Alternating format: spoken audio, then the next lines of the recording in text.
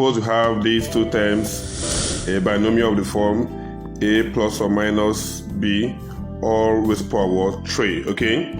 For the plus sign, it is a cube plus b cube, okay? It has its formula to be that is for the plus sign, a plus b, the 2 being raised to the power 3 is equivalent to the linear factor having the a plus b, then the quadratic factor having the square of a.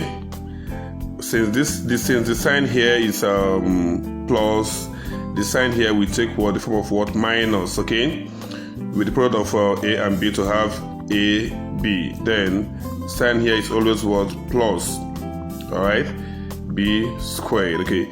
So this is for the plus sign, okay? For the minus sign we have a cube minus what?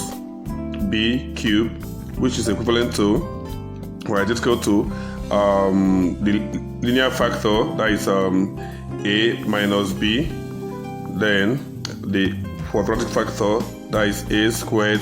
Then for the fact that the sign in this first factor here is minus, I will take plus here with the combination of the two terms a and b, then plus b squared. Okay, so this is the formula actually we can apply. Suppose we have such an expression to factorize.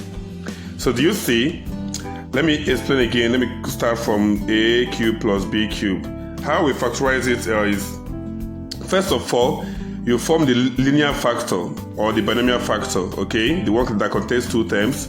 And again, you form the quadratic factor or the trinomial factor, the one that contains 3 terms, okay? Now, for the linear or binomial factor, I first of all, since this a is into 3, take one of the a's here. B is into 3, take one of the b's, then take the original sign, which is plus, okay? So that is how we got that. Then for the trinomial factor, b is remaining 2 now, right? That is how we got a we got a squared here. Now this minus sign here is as a result of the fact that the sign here is plus, so it will alternate, okay? The sign of the middle term of the trinomial will be what? Negative. That is how we have this minus at every point in time.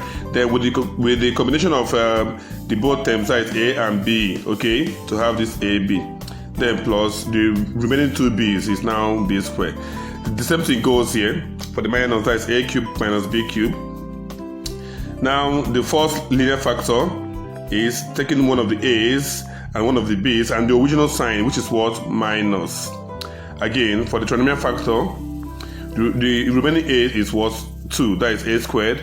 Then since the sign from the first factor is minus, then the sign for the binomial trinomial factor will be what? Plus, okay? That is for the middle term alone. Then the remaining b has the remaining b is now 2, that is b squared, okay? Which is always what? Positive, all right? So